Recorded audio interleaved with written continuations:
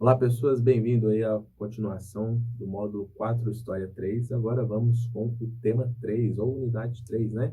A retomada da democracia no Brasil. Vocês viram lá na aula anterior que o Tancredo Neves foi o presidente escolhido pelo Congresso Nacional, o primeiro presidente civil, mas ele não tomou posse, né? Porque, infelizmente, faleceu. Quem assume o seu vice, José Sarney. E José Sarney, ele começa o seu governo já com um grande desafio de tentar restabelecer os padrões econômicos da economia brasileira. Por que isso acontece? Quando a gente tem lá o período do milagre econômico brasileiro, lá na década de 70, esse milagre econômico veio, mas depois veio um período de uma grave crise econômica por conta dos arroxos salariais e também por conta de empréstimos estrangeiros tomados para o financiamento de obras públicas, né? Muitos historiadores e economistas vão considerar que a década de 1980 é considerada uma década perdida por conta da economia, né? Década perdida em termos econômicos. Isso ocorreu porque grandes inflações, graves protestos sociais, desabastecimento de produtos e etc. Então, a gente começa a falar do processo de redemocratização que aconteceu no país no fim da década de 1980. Como que acontece essa redemocratização? Com a população participando novamente da vida pública, da vida política, né, das eleições, etc. Eram eleições indiretas, né, onde nós não escolhíamos os nossos representantes, mas a partir de 1989, a população, felizmente, voltou às urnas, né, voltou a escolher os seus representantes. Mas antes disso, durante o período do final da década de 80 e início da década de 90, né, a chamada Nova Ordem Mundial, houve um grande acirramento, uma grande intensificação da globalização, né? Produtos diferentes, países, produzidos em diferentes países e vendidos para diferentes países e até pelo mundo todo, né? Um exemplo, a gente pode falar de carros. Carros alemães produzidos no Brasil e vendidos para a Ásia. Isso é globalização, isso é comunicação e integração de mercado. Por conta disso, né, dessa intensificação mercadológica, né, das relações políticas e sociais, os governos, né, a maioria dos governos, principalmente depois de 1980, 1990, foram governos subordinados à lógica do mercado e da economia. Aqui no Brasil, um dos grandes desafios do Sarney era combater a inflação que estava a 235% ao ano. Muito grave isso, e o então presidente fez uma outra moeda, né? Criou uma outra moeda, que foi o cruzado. Uma tentativa aí de regulamentar a moeda e fazer com que o brasileiro tivesse um novo poder de compra. Outra medida do José Sarney, ainda em 1985, 1986, é fazer com que os salários só seriam reajustados quando a inflação diminuísse para 20%. E, além disso, os preços foram congelados, os preços dos produtos. Foi uma coisa boa a início, porém, a médio e longo prazo, as empresas, né, as produtoras desses produtos de subsistência, alegavam que os produtos, né, e o custo desses produtos estavam aumentando. Não tinha como a gente trabalhar sem lucro, né? Não tinha como a gente manter a mesma produção, o mesmo preço, só que com um poder de gasto maior. E aí, o que aconteceu? Vocês estão vendo na foto aí, carrinhos vazios nos supermercados, né? Os produtos começaram a sumir. A população ia fazer compra, mas não tinha produto por conta dessa alegação, né? Os preços foram congelados, mas as empresas alegavam que os custos não. Então, se eu tenho mais custos, não tem como eu vender o produto pelo mesmo preço, eu tenho que aumentar. Mas não pode aumentar o preço. Então, não tem produto. Tá aí a foto. Pessoas com carrinhos totalmente vazios ou apenas com o necessário, né? Não dava para você encher o carrinho, até porque não tinha produto, os produtos estavam limitados. Em outubro de 1988, no dia 5, foi promulgada a nova Constituição, né? Que é a Constituição Federal atual, né? A Constituição que nos rege, a Carta Magna, a lei maior. Mais um passo aí para a democracia, né? Ou para a redemocratização. Definidos os direitos civis, políticos e sociais dos cidadãos, né? Aqui nós temos o artigo 1º. A República Federativa do Brasil tem como fundamentos a soberania, a cidadania, a dignidade humana, valores do trabalho, pluralismo político, ou seja, vários partidos políticos podem existir no Brasil, além do que todo o poder emana do povo. É o povo que manda na sociedade. Isso é um ideal democrático. Se é o povo que tem o poder, é o povo que tem que escolher os seus representantes. E aí, no ano seguinte, em 1989, temos a primeira eleição desde 1960, ou seja, brasileiros passavam quase 30 anos sem escolher os seus representantes. Isso por conta do golpe militar lá em 1964. Nessa época, né, em 1989, a primeira eleição pós-ditadura militar teve a participação de 22 candidatos.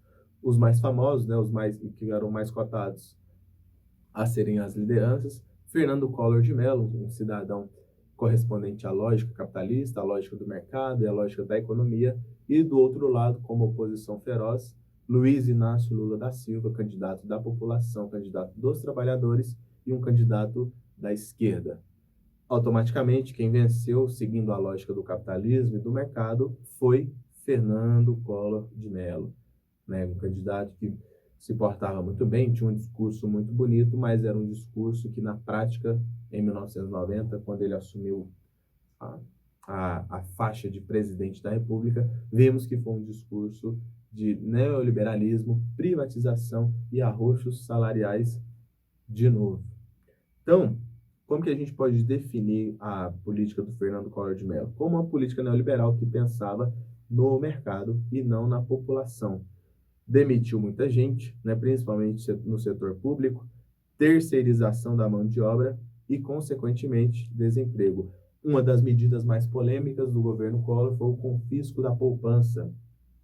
Em 1991, Collor fez com que a população tivesse um limite máximo de saque e o restante ficaria com o governo. Esse restante seria devolvido 18 meses depois, o que não aconteceu. Muita gente perdeu fortuna por conta desse calote do governo, né? Então, um exemplo aqui, na época a moeda era o cruzado, então não dá para fazer o câmbio atual. Mas vamos pegar com o câmbio atual, você tinha 20 mil na poupança. O governo limitou a você sacar 10 mil e os outros 10 mil seriam devolvidos 18 meses depois. Não foi devolvido. E além disso, pessoas, além desse mecanismo de calote na população brasileira, houveram denúncias de que Collor tivesse um enriquecimento ilícito, né? Então, no ano de 1992, os caras pintados, né, os jovens universitários, foram para as ruas pedir o impeachment do então presidente Fernando Collor de Mello, que já estava em 2 anos de governo, já fez um sucateamento muito grande na sociedade brasileira, tanto em termos econômicos quanto em termos sociais, por conta dessa insatisfação e principalmente a acusação de um enriquecimento grave e ilícito, né? Por exemplo, comprar carros com dinheiro público, mas para o uso pessoal. Isso não pode ser crime, isso tem que ser combatido. Assume, então, Itamar Franco, o seu vice, né? Itamar Franco assume com uma ideia de tentar restabelecer a ordem e tentar restabelecer a confiança da população no governo. Quando ele assume, uma das primeiras tentativas é regulamentar a economia. O ministro da Fazenda era Fernando Henrique Cardoso. Fernando Henrique Cardoso, juntamente com Itamar Franco, lança o Plano Real em 1984, com a criação da moeda de mesmo nome, o real. Na época, né, principalmente ali em 1995, 96, o real estava pareado com o dólar. R$1 valia $1. Isso era muito bom porque trouxe uma certa estabilidade econômica para o país. O poder de compra aumentou, o Fernando Henrique gozou de uma certa popularidade e no mesmo ano que ele lançou o Plano Real, ele foi candidato à presidência da República e venceu o seu oponente, Luiz Inácio Lula da Silva. No primeiro governo do Fernando Henrique, em 1994 até 1998, Fernando Henrique foi marcado por grandes privatizações, né, como fim dos monopólios do petróleo e das telecomunicações, empresas estatais foram vendidas, né, foram privatizadas, o que, certo momento da história, gerou um descontentamento, mas abriu a concorrência. Quando abriu a concorrência, principalmente para as comunicações, né, outras empresas começaram a entrar no Brasil, outras empresas estrangeiras de telefonia, como a TIM, a Vivo, a Claro e etc., fez com que gerasse mais emprego.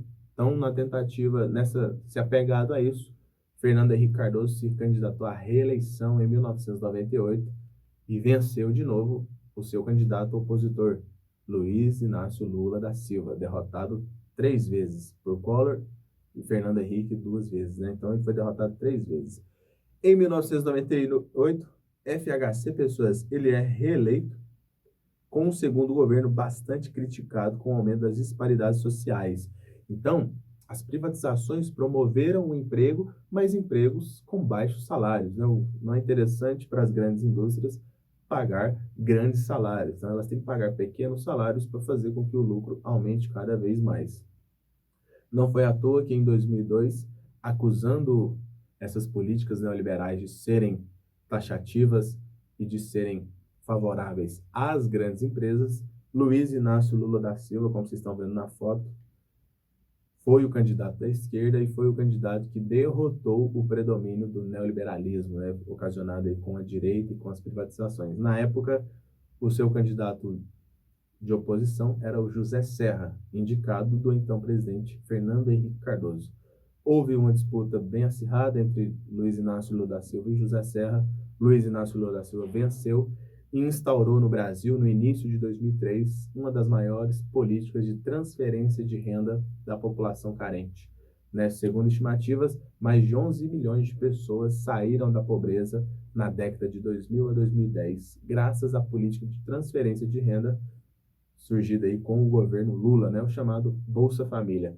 Foi tão eficiente que o Lula foi candidato à reeleição em 2006, venceu novamente, continuou a sua política de transferência de renda e passou o bastão para a sua indicada, em 2010, Dilma Rousseff, que governou o país até 2015, quando então foi impeachmentada e o seu vice, Michel Temer, assumiu. Aí é um assunto para outra aula. Um abraço, muito obrigado.